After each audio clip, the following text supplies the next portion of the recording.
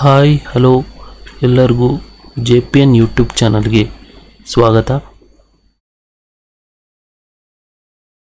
Make to know is our ಗೋಲ್.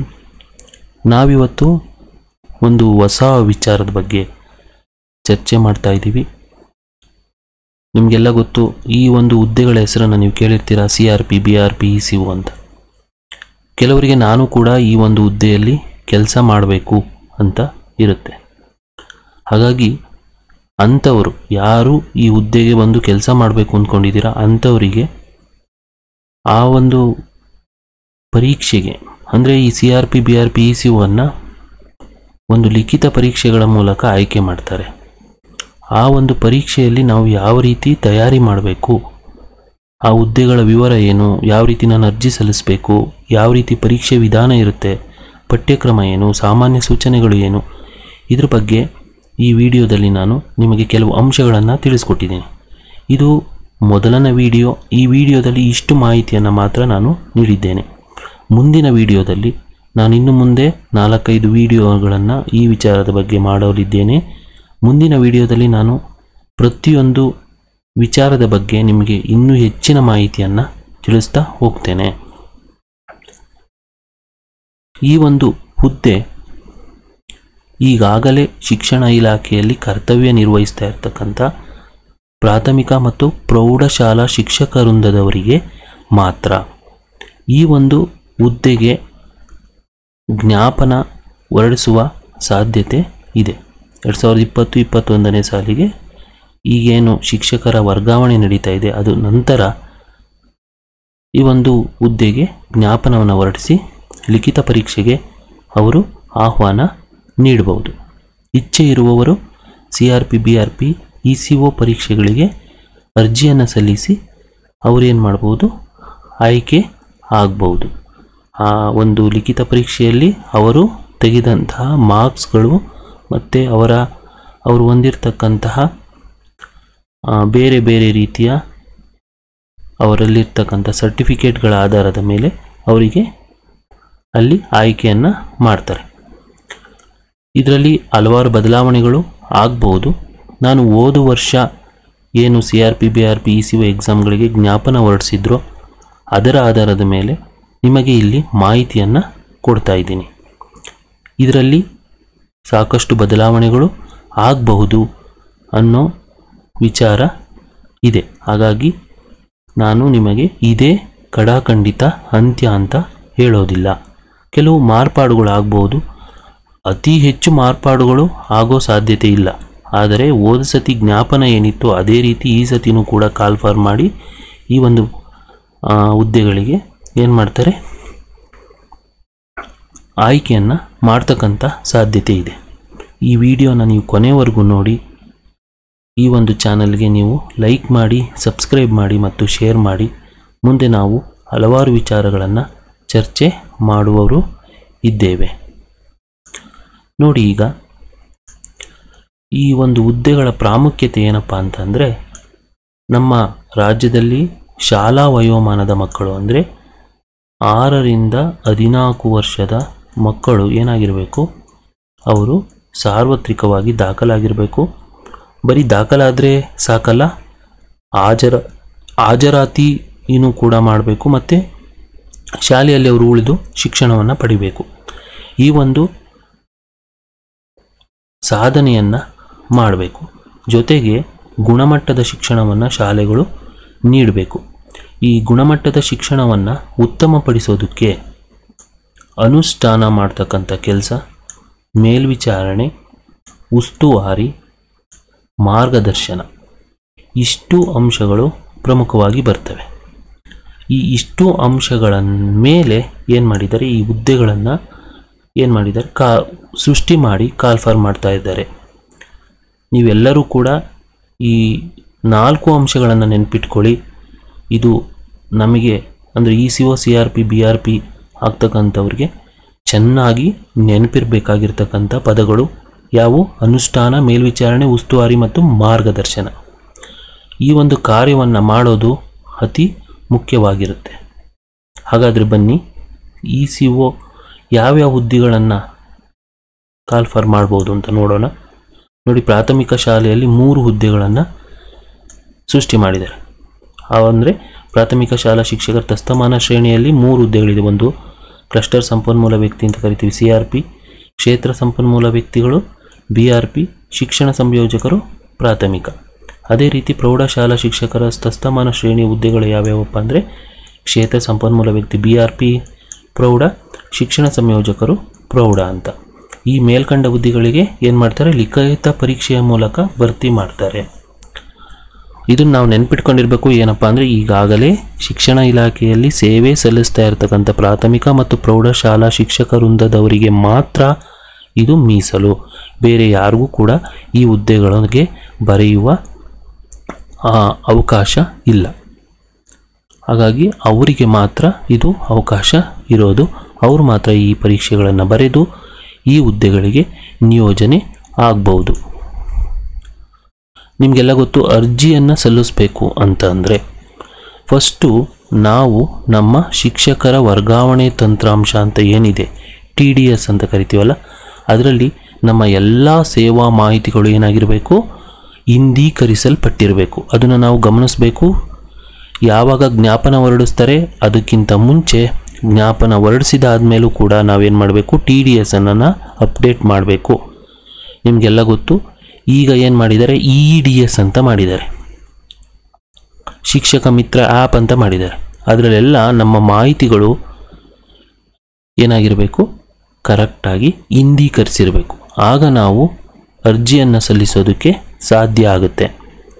ಯಾವ ವೃಂದದವರು ಯಾವ್ಯಾವ ಹುದ್ದೆಗೆ ಅರ್ಜಿ ಸಲ್ಲಿಸಬೇಕು ಅನ್ನೋದನ್ನು ನಾನು ಹಿಂದೆ ತಿಳಿಸ್ದೆ. ನೋಡಿ, ಪ್ರಾಥಮಿಕ ಶಾಲೆಯವರು ಈ 3 ಹುದ್ದೆಗಳಿಗೆ, ಪ್ರೌಢಶಾಲೆಯವರು ಈ 2 ಹುದ್ದೆಗಳಿಗೆ ಅರ್ಜಿಯನ್ನು ಸಲ್ಲಿಸ್ಬೋದು. ಈ ಅರ್ಜಿಗಳನ್ನು ಏನು ಮಾಡಬೇಕು, ಅವರು ಆನ್ಲೈನಲ್ಲೇ ಸಲ್ಲಿಸಬೇಕಾಗುತ್ತೆ. ಈ ಹುದ್ದೆಗಳಲ್ಲಿ ಪ್ರಾಥಮಿಕ ಶಾಲಾ ಶಿಕ್ಷಕ ವೃಂದದಲ್ಲಿ ಒಂದೇನಪ್ಪ ಅಂದರೆ ಕ್ಲಸ್ಟರ್ ಸಂಪನ್ಮೂಲ ವ್ಯಕ್ತಿ ಮತ್ತು ಕ್ಷೇತ್ರ ಸಂಪನ್ಮೂಲ ವ್ಯಕ್ತಿ ಇವೆರಡಕ್ಕೆ ಅರ್ಜಿಯನ್ನು ಸಲ್ಲಿಸಬೇಕು ಅಂದರೆ ಕಾಯಂ ಪೂರ್ವ ಸೇವಾವಧಿ ತೃಪ್ತಿಕರವಾಗಿ ಘೋಷಣೆಯಾಗಿರಬೇಕು.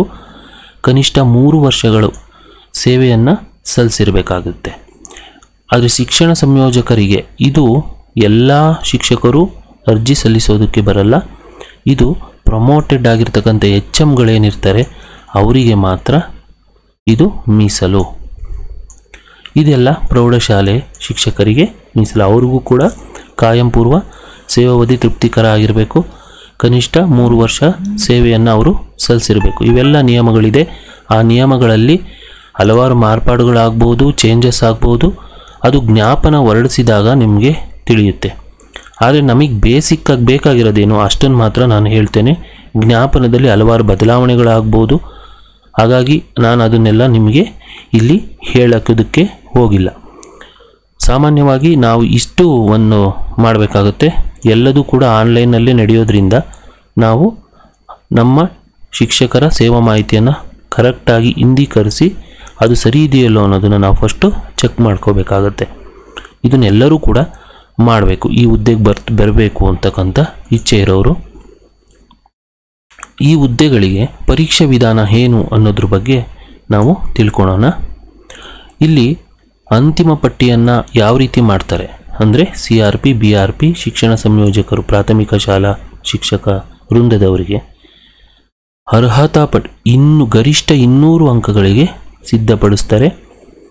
ಈ ಲಿಖಿತ ಪರೀಕ್ಷೆ ಇರುತ್ತಲ್ಲ, ಅದು 2 ಪತ್ರಿಕೆಗಳನ್ನು ಒಳಗೊಂಡಿರುತ್ತೆ, ಪ್ರಶ್ನೆ ಪತ್ರಿಕೆಗಳನ್ನು ಒಳಗೊಂಡಿರ್ತಾರೆ. ಅವರು ಅಭ್ಯರ್ಥಿಗಳೇನು ಮಾಡಬೇಕು, ಲಿಖಿತ ಪರೀಕ್ಷೆ ಪತ್ರಿಕೆ 1 ಮತ್ತು ಪತ್ರಿಕೆ 2ರಲ್ಲಿ 50% ಅಂಕಗಳನ್ನು ಕಡ್ಡಾಯವಾಗಿ ಪಡಿಬೇಕಾಗತ್ತೆ. ಹಾಗಾದರೆ ಮಾತ್ರ ಅವರನ್ನು ಕನ್ಸಿಡರ್ ಮಾಡ್ತಾರೆ.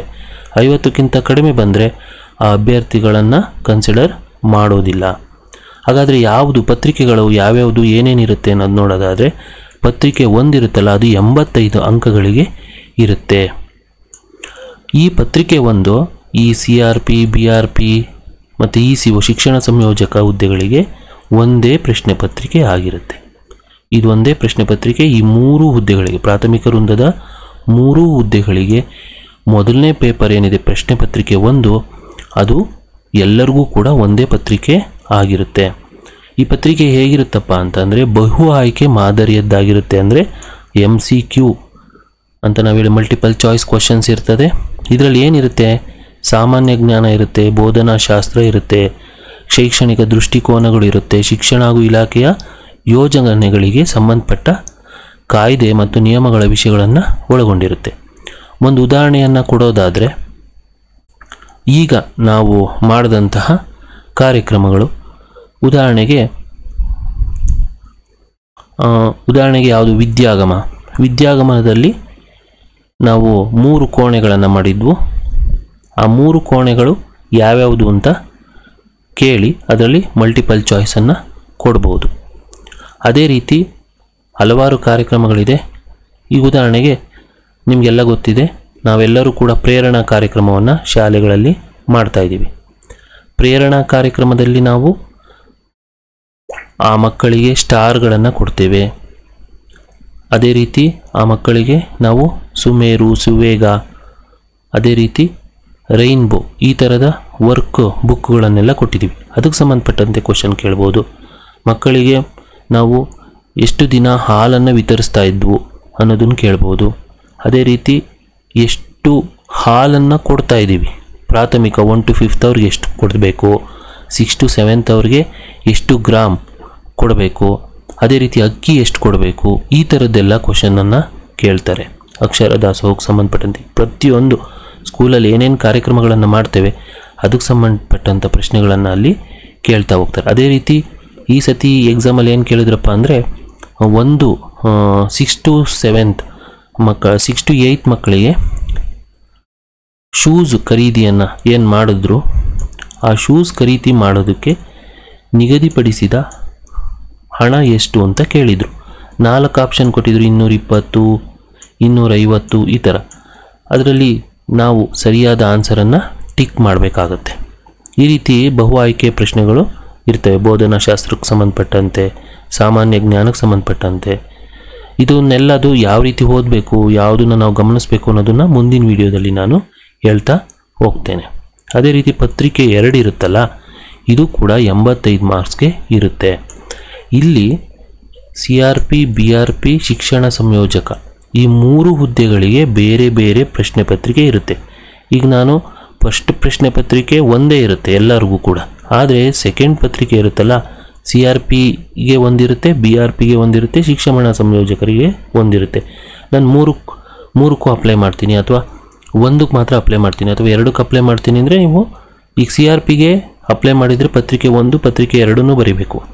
BRPಗೆ ಅಪ್ಲೈ ಮಾಡಿದರೆ ಪತ್ರಿಕೆ 1 ಮತ್ತು ಪತ್ರಿಕೆ 2 ಕೂಡ ಬರೀಬೇಕಾಗತ್ತೆ. ಇಲ್ಲಿ ಟೈಮಿಂಗ್ಸ್ ಬೇರೆ ಬೇರೆ ಇರುತ್ತೆ. ನಮಗೆ ಅನುಕೂಲ ಆಗೋ ರೀತಿಯೇ ಟೈಮ್ ಟೇಬಲ್ ಹಾಕಿರ್ತಾರೆ. 3 ಹುದ್ದೆಗಳಿಗೂ ಅರ್ಜಿಯನ್ನು ಸಲ್ಲಿಸಿ ಎಕ್ಸಾಮನ್ನು ಬರಿಬೋದು. ಇಲ್ಲೇನಿರುತ್ತಪ್ಪ ಅಂದರೆ, ನಮ್ಮ ಹುದ್ದೆಗೆ ಅಂದರೆ CRP ಹುದ್ದೆ ಅಥವಾ BRP ಹುದ್ದೆ ಕಾರ್ಯವ್ಯಾಪ್ತಿಗೆ ಸಂಬಂಧಪಟ್ಟಂಥ ವಿಷಯಗಳನ್ನು ಒಳಗೊಂಡಿರುತ್ತೆ. ಅದೇ ರೀತಿ 40% ಬಹು ಆಯ್ಕೆ ಮಾದರಿಯ ಪ್ರಶ್ನೆಗಳಿರುತ್ತೆ. ಹಾಗೆ 60% ವಿವರಣಾತ್ಮಕ ಮಾದರಿಯ ಪ್ರಶ್ನೆಗಳನ್ನು ಒಳಗೊಂಡಿರುತ್ತೆ. ಈ ಪ್ರಶ್ನೆ ಪತ್ರಿಕೆಯಲ್ಲಿ ಏನಪ್ಪ ಅಂತಂದರೆ 85 ಪ್ರಶ್ನೆಗಳಿರುತ್ತೆ. ಆ 85ರಲ್ಲಿ 40% ಮಲ್ಟಿಪಲ್ ಚಾಯ್ಸ್ ಇರುತ್ತೆ. ಇನ್ನು 60% ಅಷ್ಟು ನಾವೇನು ಮಾಡಬೇಕಾಗುತ್ತೆ, ವಿವರಣಾತ್ಮಕವಾಗಿ ನಾವು ಉತ್ತರಗಳನ್ನು ಬರಿಬೇಕಾಗುತ್ತೆ. ಈ ಉದಾಹರಣೆಗೆ ಅವರೇನು ಕ್ವಶನ್ ಕೇಳ್ತಾರೆ, SDMC ರಚನೆಯನ್ನು ಹೇಗೆ ಮಾಡಬೇಕು, ಪ್ರಾಥಮಿಕ ಶಾಲೆಯಲ್ಲಿ SDMC ರಚನೆಯ ಹಂತಗಳನ್ನು ವಿವರಿಸಿ ಅಂತ ಕೇಳ್ಬೋದು. ನಿಮಗೆಲ್ಲ ಗೊತ್ತಿರುತ್ತೆ ಯಾವ ರೀತಿ SDMCಯನ್ನು ನಾವು ರಚನೆ ಮಾಡಬೇಕು. ಆ ಹಂತಗಳನ್ನು ನೀವು ನೀಟಾಗಿ ವಿವರಿಸ್ತಾ ಹೋಗಬೇಕಾಗತ್ತೆ. ಅದೇ ರೀತಿ ವಿದ್ಯಾಗಮದಿಂದ ಆಗ್ತಕ್ಕಂಥ ಸಾಧಕ ಬಾಧಕಗಳೇನು ಅಂತ ಕೇಳಿರ್ಬೋದು. ವಿದ್ಯಾಗಮದಿಂದ ಮಕ್ಕಳಿಗೆ ಯಾವ ರೀತಿ ಅನುಕೂಲ ಆಯಿತು, ಅದರಿಂದ ಆದಂಥ ಅನಾನುಕೂಲಗಳೇನು, ಈ ರೀತಿ ಕ್ವಶನ್ಸನ್ನು ಕೇಳ್ಬೋದು. ಅದೇ ರೀತಿ ನಿಮಗೆ ಸ್ಯಾಟ್ಸ್ನಲ್ಲಿ ಯಾವ ರೀತಿ ನೀನು ಟೆಕ್ಸ್ಟ್ ಬುಕ್ಕನ್ನು ಇಂಡೆಂಟನ್ನು ಹಾಕ್ತೀರಾ ಅಂತ ಕೇಳ್ಬೋದು. ಅದೇ ರೀತಿ ಸ್ಯಾಟ್ಸ್ನಲ್ಲಿ ಟೆಕ್ಸ್ಟ್ ಬುಕ್ಗಳನ್ನು ಯಾವ ರೀತಿ ನೀವು ಮಕ್ಕಳಿಗೆ ಡಿಸ್ಟ್ರಿಬ್ಯೂಟ್ ಮಾಡ್ತೀರಾ, ಅದನ್ನು ಫ್ಲೋ ಚಾರ್ಟ್ ಬರೀರಿ ಅಂತ ಕೇಳ್ಬೋದು. ಈ ರೀತಿ ವಿವರಣಾತ್ಮಕ ಕ್ವಶನ್ಸ್ಗಳು ಇಲ್ಲಿ ಬರ್ಬೋದು. ಇಲ್ಲಿ ಪ್ರಾಥಮಿಕ ಶಿಕ್ಷಣ ಶ್ರೇಣಿಯ ಹುದ್ದೆಗಳಿಗೆ 10ನೇ ತರಗತಿವರೆಗಿನ ಪಠ್ಯವಸ್ತು ಪರೀಕ್ಷಾ ವಿಷಯವಾಗಿರುತ್ತೆ. ಇದರಲ್ಲಿ ಕನ್ನಡ, ಇಂಗ್ಲೀಷ್, ಗಣಿತ ಇದೆಲ್ಲ ವಿಚಾರಗಳು ಕೂಡ ಇರುತ್ತೆ. ಅದನ್ನೆಲ್ಲದನ್ನು ಕೂಡ ನಾವು ಗಮನಿಸಬೇಕಾಗುತ್ತೆ. ನೆಕ್ಸ್ಟು ಪ್ರೌಢಶಾಲಾ ಶಿಕ್ಷಕರಿಂದ BRP ಶಿಕ್ಷಣ ಸಂಯೋಜಕ. ಇಲ್ಲೂ ಕೂಡ ಪಟ್ಟಿಯನ್ನು ಹೆಂಗೆ ಮಾಡ್ತಾರೆ, 200 ಅಂಕಗಳಿಗೆ ಸಿದ್ಧಪಡಿಸ್ತಾರೆ. ಲಿಖಿತ ಪರೀಕ್ಷೆ 2 ಪ್ರಶ್ನೆ ಪತ್ರಿಕೆಗಳನ್ನು ಒಳಗೊಂಡಿರುತ್ತೆ. ಅಭ್ಯರ್ಥಿಗಳು ಲಿಖಿತ ಪರೀಕ್ಷೆ ಪ್ರಶ್ನೆ ಪತ್ರಿಕೆ 1 ಮತ್ತು ಪತ್ರಿಕೆ 2ರಲ್ಲಿ ಪ್ರತ್ಯೇಕವಾಗಿ ಪತ್ರಿಕೆ 1ರಲ್ಲಿ 50% ಅಂಕ, ಪತ್ರಿಕೆ 2ರಲ್ಲಿ 50% ಅಂಕಗಳನ್ನು ಪಡೆದ್ರೆ ಮಾತ್ರ ನಮ್ಮನ್ನು ಅವರು ಕನ್ಸಿಡರ್ ಮಾಡ್ತಾರೆ, ಇಲ್ಲ ಅಂದರೆ ನಮ್ಮನ್ನು ಕನ್ಸಿಡರ್ ಮಾಡಲ್ಲ. ಪತ್ರಿಕೆ 1 85 ಮಾರ್ಕ್ಸ್ಗಿರುತ್ತೆ, ಪತ್ರಿಕೆ 2 85 ಮಾರ್ಕ್ಸ್ಗಿರುತ್ತೆ. ಇಲ್ಲಿ BRP ಪ್ರೌಢ BRP ಮತ್ತು ಪ್ರೌಢ ECOಗಳಿಗೆ ಒಂದೇ ಆಗಿರುತ್ತೆ ಪತ್ರಿಕೆ 1. ಇದು ಕೂಡ ಬಹು ಆಯ್ಕೆ ಇರುತ್ತೆ, ಅಂದರೆ MCQ ಇರುತ್ತೆ. ಇಲ್ಲೂ ಕೂಡ ಸಾಮಾನ್ಯ ಜ್ಞಾನ, ಬೋಧನಾಶಾಸ್ತ್ರ, ಶೈಕ್ಷಣಿಕ ದೃಷ್ಟಿಕೋನ, ಶಿಕ್ಷಣ ಹಾಗೂ ಇಲಾಖೆ ಯೋಜನೆಗಳಿಗೆ ಸಂಬಂಧಪಟ್ಟ ಕಾಯ್ದೆ ಮತ್ತು ನಿಯಮಗಳ ವಿಷಯಗಳನ್ನು ಒಳಗೊಂಡಿರುತ್ತೆ. ಅದೇ ರೀತಿ ಪತ್ರಿಕೆ 2 85 ಅಂಕಗಳಿಗಿರುತ್ತೆ. BRPಯಲ್ಲಿ 2 ಹುದ್ದೆ ಇರುತ್ತೆ, ಒಂದು ಕಲಾ ಮತ್ತು ವಿಜ್ಞಾನ. ಹಾಗಾಗಿ ಅವೆರಡಕ್ಕೂ ಕೂಡ ಬೇರೆ ಬೇರೆ ಪ್ರಶ್ನೆ ಪತ್ರಿಕೆ ಇರುತ್ತೆ. ಅದೇ ರೀತಿ ECO ಹುದ್ದೆಗೂ ಕೂಡ ಬೇರೆ ಪ್ರಶ್ನೆ ಪತ್ರಿಕೆ ಇರುತ್ತೆ. ಪತ್ರಿಕೆ 2 ಮಾತ್ರ ಎಲ್ಲರಿಗೂ ಕೂಡ ಬೇರೆ ಬೇರೆ ಇರುತ್ತೆ. ಇದರಲ್ಲಿ ಏನು ಕೇಳಿರ್ತಾರೆ ಅಂದರೆ ECO ಮತ್ತು BRP ಹುದ್ದೆ ಕಾರ್ಯವ್ಯಾಪ್ತಿಗೆ ಸಂಬಂಧಪಟ್ಟಿರ್ತಕ್ಕಂಥ ವಿಷಯಗಳನ್ನು ಒಳಗೊಂಡಿರುತ್ತೆ. ಮತ್ತು ಇದರಲ್ಲಿ 40% ಬಹು ಆಯ್ಕೆ ಪ್ರಶ್ನೆಗಳಿರ್ತವೆ. ಅದೇ ರೀತಿ 60% ವಿವರಣಾತ್ಮಕ ಮಾದರಿ ಪ್ರಶ್ನೆಗಳನ್ನು ಒಳಗೊಂಡಿರುತ್ತೆ. ಇಲ್ಲೂ ಕೂಡ ಪ್ರಾಥಮಿಕ ಶಿಕ್ಷಕರು ಶ್ರೇಣಿ ಹುದ್ದೆಗಳ 10ನೇ ತರಗತಿ ಪಠ್ಯವಸ್ತು ಪರೀಕ್ಷಾ ವಿಷಯವಾಗಿರುತ್ತೆ. ಅದೇ ರೀತಿ ಇಲ್ಲಿ ಇವರಿಗೆ ಇನ್ನೂ ಹೆಚ್ಚಿನ ವಿಷಯವನ್ನು ಕೊಡ್ತಾರೆ. ನೆಕ್ಸ್ಟು ಇನ್ನೊಂದೇನಪ್ಪ ಅಂದರೆ ಇಲ್ಲಿ ಬೇರೆ ವಿಧಾನವನ್ನು ಕೂಡ ಅನುಸರಿಸ್ತಾರೆ ಗರಿಷ್ಠ ಅಂಕಗಳನ್ನು ನಿರ್ಧರಿಸೋದಕ್ಕೆ. ಗರಿಷ್ಠ 20 ಅಂಕಗಳನ್ನು ಏನು ಮಾಡ್ತಾರೆ ಅಂದರೆ ಹೆಚ್ಚಿನ ವಿದ್ಯಾರ್ಹತೆಗೆ ಅಂದರೆ ಹುದ್ದೆಗೆ ಅಗತ್ಯವಾಗಿರ್ತಕ್ಕಂಥ ವಿದ್ಯಾರ್ಥಿಗೆ ಹೆಚ್ಚಿನದನ್ನು ಅವರು ಪಡೆದಿದ್ದರೆ ಅವರಿಗೆ ಈ ರೀತಿ ಇನ್ನೂ ಹೆಚ್ಚಿನ ಮಾರ್ಕ್ಸ್ಗಳನ್ನು ಕೊಡ್ತಾರೆ. ಅದರಲ್ಲಿ ನಿಮಗೆಲ್ಲ ಗೊತ್ತು, ಪ್ರಾಥಮಿಕ ಶಿಕ್ಷಕರ ತತ್ಸಮಾನ ಶ್ರೇಣಿ CRP BRP ಅವರು ಇರ್ತಾರಲ್ಲ, ಅವರಿಗೆಲ್ಲ ಅವರು ಪದವಿಯನ್ನು ಮಾಡಿದರೆ BA BSc B.Ed ಮಾಡಿದರೆ 4 ಅಂಕ ಕೊಡ್ತಾರೆ ಎಕ್ಸ್ಟ್ರಾ. ಸ್ನಾತಕೋತ್ತರ ಪದವಿ ಅಂದರೆ MA MSc ಮಾಡಿದರೆ M.Ed ಮಾಡಿದರೆ 4 ಅಂಕ, MPhil PhD ಮಾಡಿದರೆ 3 ಅಂಕ. ಅದೇ ರೀತಿ ಗಣಕಯಂತ್ರ ಜ್ಞಾನ ವೆರಿ ಇಂಪಾರ್ಟೆಂಟ್. ಈ ಹುದ್ದೆಗಳಿಗೆ ಬರಬೇಕಾದ್ರೆ ಇದು ಚೆನ್ನಾಗಿ ಗೊತ್ತಿರಬೇಕು, ಇಲ್ಲ ಅಂದರೆ ಈ ಹುದ್ದೆಯಲ್ಲಿ ಫೇಸ್ ಮಾಡೋದು ತುಂಬ ಕಷ್ಟ ಆಗುತ್ತೆ. ಹಾಗಾಗಿ ಇದಕ್ಕೆ 5 ಅಂಕ.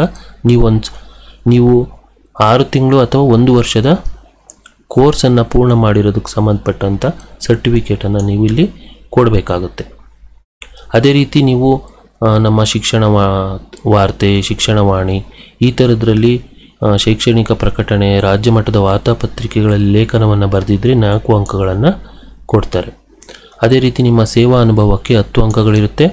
ಪ್ರತಿ 2 ವರ್ಷದ ಸೇವೆಗೆ ಏನು ಮಾಡಿರ್ತಾರೆ 1 ಅಂಕವನ್ನು ಕೊಟ್ಟಿರ್ತಾರೆ, ಗರಿಷ್ಠ 10ಕ್ಕೆ ಮೀರದಂತೆ. ಅದೇ ರೀತಿ ಪ್ರೌಢಶಾಲೆಯಲ್ಲೂ ಅಷ್ಟೇ, ಸ್ನಾತಕೋತ್ತರ ಪದವಿಯನ್ನು MA MSc ಮಾಡಿದರೆ 5 ಅಂಕ, MPhil PhD ಮಾಡಿದರೆ 5 ಅಂಕ, ಗಣಕಯಂತ್ರ ಜ್ಞಾನ ಇದ್ದರೆ 5 ಅಂಕ. ಅದೇ ರೀತಿ ಶೈಕ್ಷಣಿಕ ಪ್ರಕಟಣೆಗಳಿಗೆ ವಾರ್ತಾಪತ್ರಿಕೆಗಳಲ್ಲಿ ಲೇಖನವನ್ನು ಬರೆದಿದ್ದರೆ 5 ಅಂಕವನ್ನು ಕೊಡ್ತಾರೆ. ಸೇವಾ ಅನುಭವಕ್ಕೆ 10 ಅಂಕ, ಪ್ರತಿ 2 ವರ್ಷಕ್ಕೆ 1 ಸೇವೆಗೆ 1 ಅಂಕದಂತೆ, ಗರಿಷ್ಠ 10ಕ್ಕೆ ಮೀರದಂತೆ. ಈ ರೀತಿ ನಮಗೆ ಮಾರ್ಕ್ಸ್ಗಳನ್ನು ಕೊಡ್ತಾ ಹೋಗ್ತಾರೆ. ಇದರಲ್ಲಿ ಬದಲಾವಣೆಯೂ ಕೂಡ ಆಗ್ಬೋದು, ಇದೇ ಫೈನಲ್ ಅಲ್ಲ. ಜ್ಞಾಪನ ಹೊರಡಿಸಿದಾಗ ಅವರು ಯಾವ ರೀತಿ ಜ್ಞಾಪನವನ್ನು ಹೊರಡಿಸಿರ್ತಾರೆ ಅದರ ಆಧಾರದ ಮೇಲೆ ಅದು ಬದಲಾವಣೆ ಆಗ್ಬೋದು.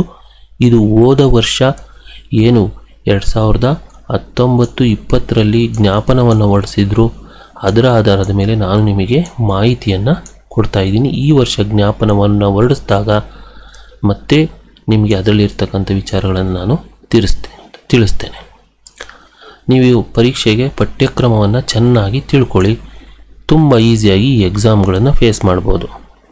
ಪ್ರಾಥಮಿಕ ಶಾಲಾ ಶಿಕ್ಷಕರ ತಸ್ತಮಾನ ಶ್ರೇಣಿ ಏನಿದೆ CRP BRP ECOಗೆ ಪತ್ರಿಕೆ 1ರಲ್ಲಿ ಏನಿರುತ್ತೆ ಎಲ್ಲರಿಗೂ ಕಡ್ಡಾಯ, ಇದು ಎಲ್ಲರಿಗೂ ಅದೇ ಕ್ವಶನ್ ಪೇಪರ್ ಇರುತ್ತೆ.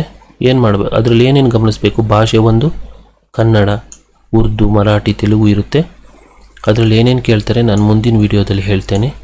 ಅದೇ ರೀತಿ ಭಾಷೆ 2 ಇಂಗ್ಲೀಷ್ ಇರುತ್ತೆ, ಸಾಮಾನ್ಯ ಜ್ಞಾನ ಇರುತ್ತೆ, ಪ್ರಚಲಿತ ಶೈಕ್ಷಣಿಕ ಕಾರ್ಯಕ್ರಮಗಳ ಬಗ್ಗೆನೂ ಕೂಡ ಇರುತ್ತೆ. ಇಲ್ಲಿ ಪ್ರಚಲಿತ ಶೈಕ್ಷಣಿಕ ಕಾರ್ಯಕ್ರಮಗಳು ಏನೇನು ನಡೀತಿದೆ ಈಗ ನಿಮಗೆಲ್ಲ ಗೊತ್ತು.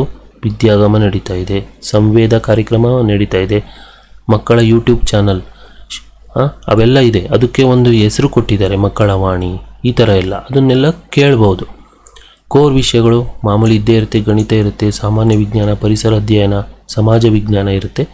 ಅದೇ ರೀತಿ ಬೋಧನಾಶಾಸ್ತ್ರ ಇರುತ್ತೆ. ಸಾಮಾನ್ಯ ಜ್ಞಾನದಲ್ಲಿ ಮಾಮೂಲಿ ಎಲ್ಲ ಎಕ್ಸಾಮ್ಗಳಲ್ಲಿ ಕೇಳದಂತೆ ಇಲ್ಲೂ ಕೂಡ ಪ್ರಶ್ನೆಯನ್ನು ಕೇಳ್ಬೋದು. ಈ ವರ್ಷದ ಸಾಹಿತ್ಯ ಸಮ್ಮೇಳನ ಎಲ್ಲಿ ನಡೀತಾ ಇದೆ ಅಂತಲೂ ಕೇಳ್ಬೋದು. ಈ ವರ್ಷ ನಮಗೆ ಹೋದ ವರ್ಷ ನಮಗೆ ಕೇಳಿದ್ರು ಏನಂತ, ಸಾಹಿತ್ಯ ಸಮ್ಮೇಳನದ ಅಧ್ಯಕ್ಷರು ಯಾರಾಗಿದ್ದರು ಅಂತ ಎಲ್ಲ ಕ್ವಶನನ್ನು ಕೇಳ್ಬೋದು.